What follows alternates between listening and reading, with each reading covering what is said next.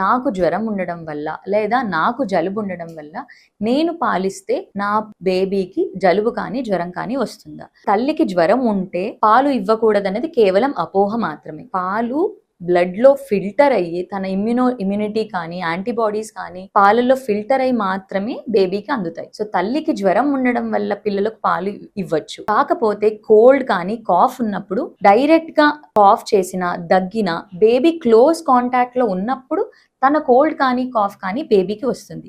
అంతేకాని పాలు ఇవ్వడం వల్ల జ్వరం కానీ కోల్డ్ కానీ కాఫ్ కానీ బేబీకి రాదు. సో తల్లికి ఏవైనా మైనర్ ఇల్నెసెస్ ఉన్నప్పుడు ఏ నిర్మోహమాటం లేకుండా తల్లికి పాలు బేబీకి అందించవచ్చు. పాల నుంచి కోల్డ్ అండ్ కాఫ్ రాదండి.